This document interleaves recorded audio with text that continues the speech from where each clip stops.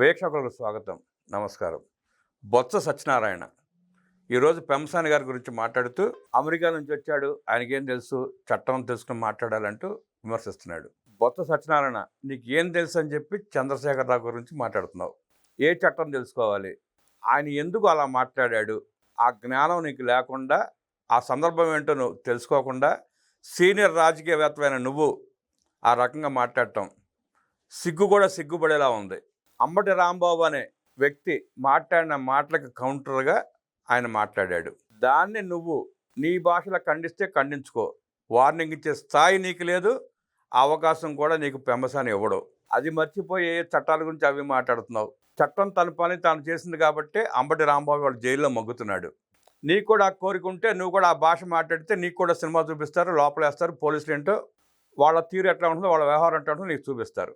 పెంబసాని చంద్రశేఖర్ మీద బొత్స మాట్లాడిన మాటలకి కౌంటర్ అవడానికి మనతో పాటు ఉన్నారు అమ్మ ప్రసాద్ గారు. వారిని అడిగి కూలక్షంగా తెలుసుకునే ప్రయత్నం చేద్దాం. నమస్తే ప్రసాద్ గారు. నమస్కారం అండి. బొత్స సత్యనారాయణ సీనియర్ నాయకుడు అని చెప్పుకునే ఉత్తరాంధ్ర దోపిడీదారుడు. ఆయన వాళ్ళ పెంబసాని గారి గురించి మాట్లాడుతూ చట్టాల గురించి, మంచి చెడు గురించి ఎలా మాట్లాడాలో చెప్పే ప్రయత్నం చేస్తున్నాడు.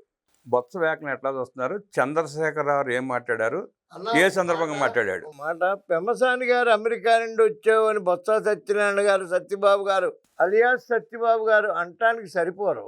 ఈయన చదువుకున్నాడు కాబట్టి అమెరికా వెళ్ళాడు, మనకు చదువు సంజయ్ లేదు కాబట్టి ఇక్కడే ఉన్నాం. ఆయన జ్ఞాన సంపన్నుడు, అంటే అపారమైనటువంటి నాలెడ్జ్ ఉన్న వ్యక్తి, సమాజ సేవ చేయడం కోసం తిరిగి వచ్చాడు తన రాష్ట్రానికి. ఆయన పెంబసాని గారు ఏం చేశారు, అమెరికాలో ఆయన రాసిన పుస్తకాలు ఏంటి, వాటి యొక్క విలువ ఏంటి, ఎలా ఆయన ఇన్ని కోట్లు సంపాదించగలిగారు, ఇంత బయట మనీ డిక్లేర్ చేయగలిగినటువంటి సంపన్నుడు అంత సంపాదించిన తర్వాత ఎవడైనా సుఖం అనిపించాలనుకుంటాడు కానీ రాజకీయాల్లోకి ఎందుకు వస్తాడన్నా? ఎందుకు వచ్చాడు రాజకీయాల్లోకి?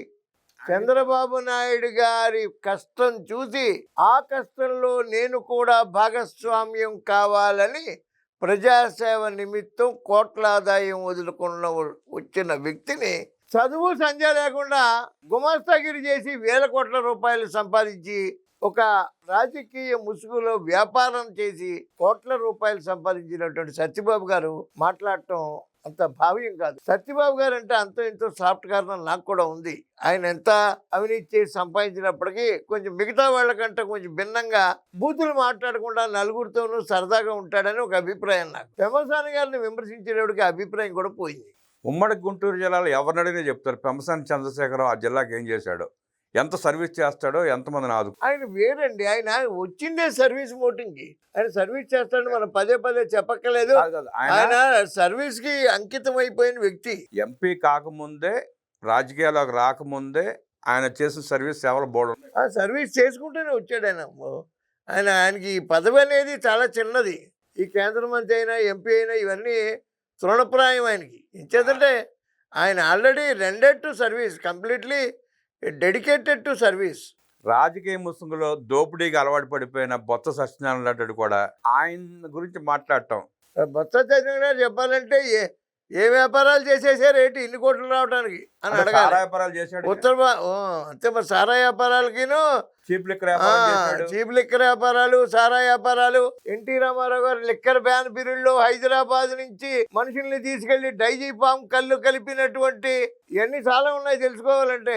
అక్కడ కళ్ళు సరిపోదు, విశాఖపట్నంలో కళ్ళు సరిపోక డైజీ ఫామ్ కలపడానికి హైదరాబాద్ నుంచి మనుషులు తీసుకెళ్లారు కొంతమంది మహానుభావులు. అంటే చరిత్ర మర్చిపోతారేమో ప్రజలు అని చెప్పి వాళ్ళ నోటికొచ్చినట్టు మాట్లాడుతున్నారు. ఇప్పుడు ఆ విజయనగరం జిల్లా అమాయక ప్రజలు, అక్కడ సరైన లీడర్గా ఎవరు ఎదక్క, ఏ చెట్టు లేని చోట ఆముదం చెట్టే మహావృక్షంలో ఎదిగిన బొత్స గారు పెంబసాని గారిని విమర్శించడం కరెక్ట్ కాదు. ఎందుకంటే అదే బొత్స గారి కాన్స్టిట్యూన్సీలో అతిథి గారు మనం 100 కోట్లు ఇచ్చారు, 100 ఎకరాలు ఇచ్చారు. వాళ్ళ తాతగారు 1000 ఎకరాలు ఇచ్చారు, తండ్రి గారు 100 ఎకరాలు ఇచ్చారు. బొత్స గారు ఏమి ఇచ్చారు? బొత్స గారు పుచ్చుకుంటారు ఎవరు? 100 ఎకరాలు మింగేశాడు. బొత్స గారు పుచ్చుకుంటారు ఎవరు? అలాంటి బొత్స కూడా మాట్లాడతావంటే చిన్నసీని గారు ఇదంతా ఒక కోటరీ. అక్కడ తెలుగుదేశాన్ని విమర్శించడానికి వాళ్ళకి అందరికీ రాజకీయ సమాధి అయిపోయిందన్న. వైఎస్ఆర్సీపీ వాళ్ళకి ఇలా నోళ్లు పెట్టుకుని పడుతున్నారు, బూతులు తిడుతున్నారు, రోడ్లు ఎక్కుతున్నారు, ఎక్కడికైనా వెళ్తే 300 కార్లతో వెళ్తున్నారంటే వాళ్ళకి అయిపోయింది. వాళ్ళు తిరుపతి లడ్డూ దగ్గర అడల్ట్రేషన్, తిరుపతి లడ్డు అడల్ట్రేషన్ ఏంటి? అది అర్నాబ్ గోస్వామి క్లియర్ గా చెప్పాడు కదా. అర్నాబ్ గోస్వామి ఏం చెప్పాడు? అసలు Arnab Goswami what is the responsibility of the YSRCP ఇది issue of Tirupati laddu. It is not it నా హోలీ అనేది కాదు. ఇట్ ఈస్ అన్ ఔషధం, దివ్య ఔషధం, సర్వరోగ నివారణ. తిరుపతి లడ్డు అంటే సర్వరోగ నివారణలా భావించి కళ్ళగత్తుకుని తీసుకునే ప్రసాదం. అర్నబ్ గోస్వామి సిట్టో లేకపోతే ప్రజలు లేకపోతే ప్రభుత్వాలు చెప్పడం కాకుండా నిన్న వైఎస్ సుబ్బారెడ్డి స్వయంగా ఒప్పుకున్నాడు, మేము కలిసి చేశాము, పాపం చేశాము, కలిపామని చెప్పి. ఒప్పుకుంటాడు. ఆయన ఇంటి ముందు కొంచెం గోవులు ఉంటాయి. ఆయన కొంచెం పశ్చాత్తాపం కలిగి ఈ గోశాపం ఏమైనా తగులుతుందేమో, వెంకటేశ్వరుడు శాపం తగులుతుందేమో అని ఆయన భయపడి ఆయన ఒప్పుకున్నాడు. అందరిలోనూ రావాలి ఆ పశ్చాత్తాపం. అంటే ఆయన ఒప్పుకున్నా కూడా బుద్ధి జ్ఞానం లేకుండా జగన్మోహన్ రెడ్డి లాంటి వాళ్ళు ఇంకా కలవలేదు, చేయలేదు అని చెప్పడానికి ఎట్లా చూస్తారు?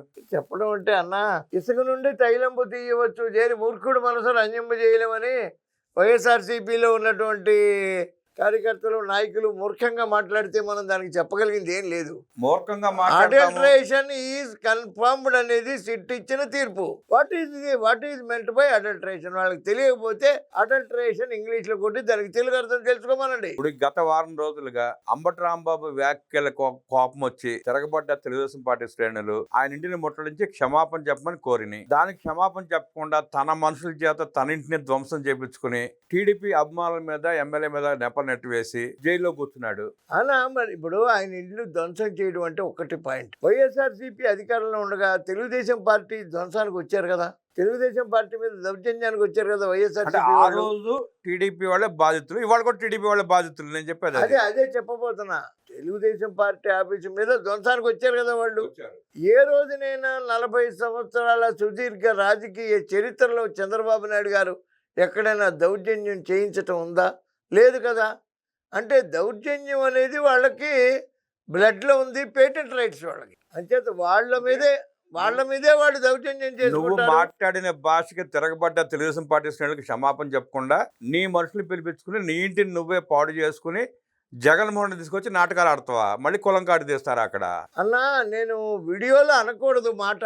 ఒక రాజకీయ నాయకుడు ఎమ్మెల్యే 2 సార్లు ఎమ్మెల్యే చేసి 2-3 సార్లు మంత్రి చేసిన వ్యక్తి పదం వాడతాను. అసలు బుద్ధి జ్ఞానం ఉన్న ఎవడో వాడ్డా మాట. రోడ్డు మీద మనం లేబర్ అనుకుంటున్నాం, డిగ్నిటీ ఆఫ్ లేబర్. వాళ్ళు పొరపాటుని కూడా లేబర్ కూడా డిగ్నిటీగా, నిరక్షరాస్యులు కూడా గౌరవమైన భాష మాట్లాడుతున్నారు ఇప్పుడు. ఎందుకంటే వాళ్ళ పిల్లలు చదువుకుంటున్నారు. వాళ్ళు పిచ్చి పిచ్చి భాష మాట్లాడితే పిల్లలు ఒప్పుకోవట్లే. అలా మాట్లాడటం తప్పు, కరెక్ట్ కాదు, నీ సంగతి చూస్తామంటే బొత్స సత్యనారాయణ వాళ్ళు బయటకు వచ్చి మంత్రి గారికి వార్నింగ్ ఇస్తారు. ఏమండి, ఇంకా చెప్పాలి మీకంటే, మొక్కెప్పుడు వంగకపోతే మానప్పుడు వంగుద్దా?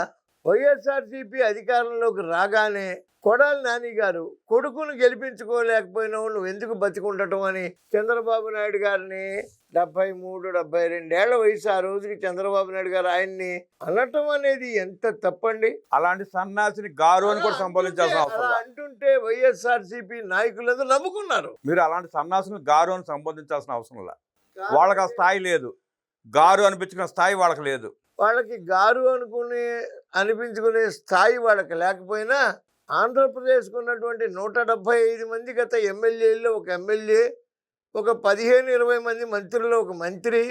కాబట్టి గారు అని అనటం అనేది నేను ఈ తెలుగుదేశం కండువా కప్పుకున్న రోజున వచ్చిన సంస్కారం. అది అంటే గత 5 ఏళ్లలో అర్హత లేని సన్నాసులు, వెధవలు చాలా మంది మంత్రులు అయ్యారు. అది కర్మ, రాష్ట్రం చేసుకున్న కర్మ.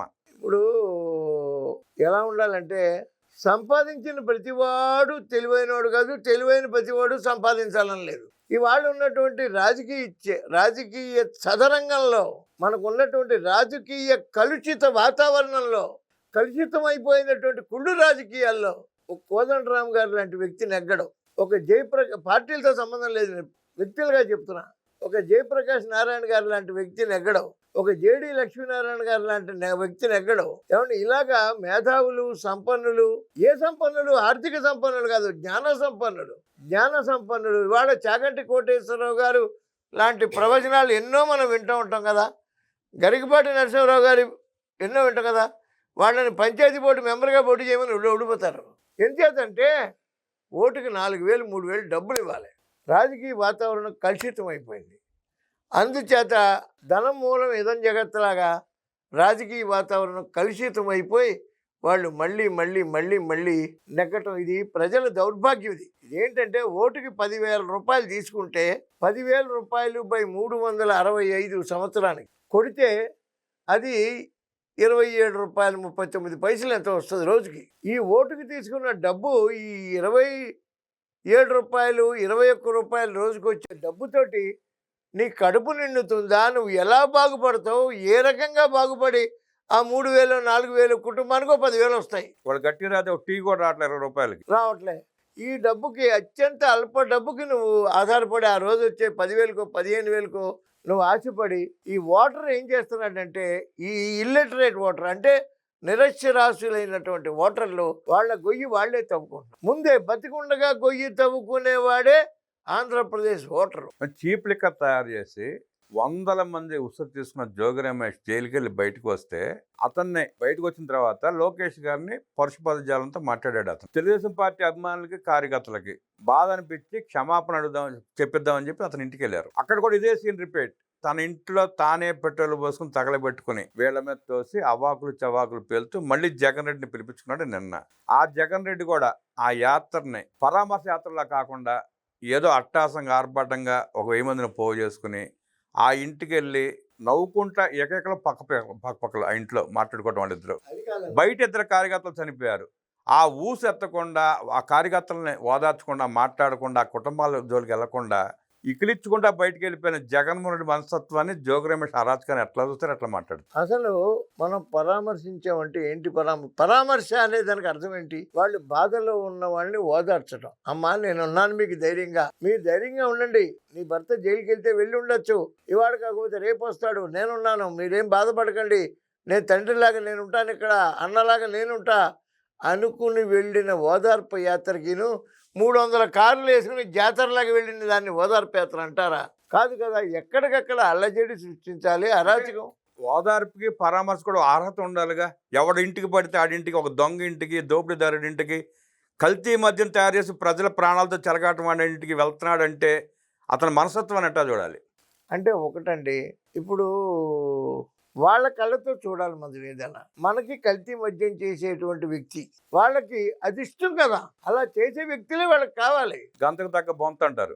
గంజాయి అమ్మేవాడు, కల్తీ మద్యం చేసేవాడు, ప్యాంట్లు ఇప్పి వీడియోలు పెట్టేవాడు, బూతులు మాట్లాడేవాడు, నీ అమ్మ నీ అక్క అనేవాడు, ఈ సంస్కృతిని ప్రోత్సహిస్తున్నారండి ఆ పార్టీలోనూ. మనం ఏం చేస్తాం? ప్రజలు తెలుసుకోవాలి. తెలుసుకున్నారు ప్రజలు తెలుసుకోకబట్టే 11 సీట్లు ఇచ్చారు. వీళ్ళు ఇంకా ఇలా అరాచకాలు చేస్తే ప్రజలన్నీ అందరూ పుస్తకాల్లో రాసుకుంటారన్న, కానీ ప్రజలు మస్తకాల్లో రాసుకోబట్టే చాచి కొడితే 11 కుదులైపోయారు. పుస్తకాలు బుర్రలు అన్నమాట.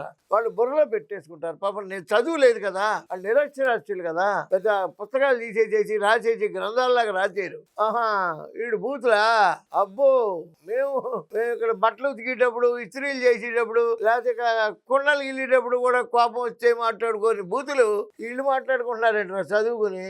ఇదా అబ్బో అని వాళ్ళల్లో వాళ్ళు చర్చించుకుంటున్నారన్న.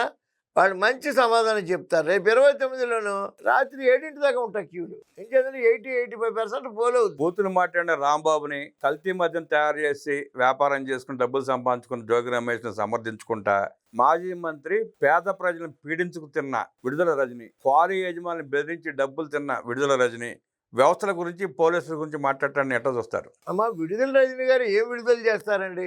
ఆవిడ దగ్గర అమెరికాలో సాఫ్ట్వేర్ కంపెనీ 100 కోట్లు ఉన్నాయి. డబ్బు విడుదల చేస్తారు ఆవిడ. ప్రజలకు డబ్బు కాదండి విడుదల చేయవలసింది, ప్రజలకి ప్రేమ విడుదల చేయాలి.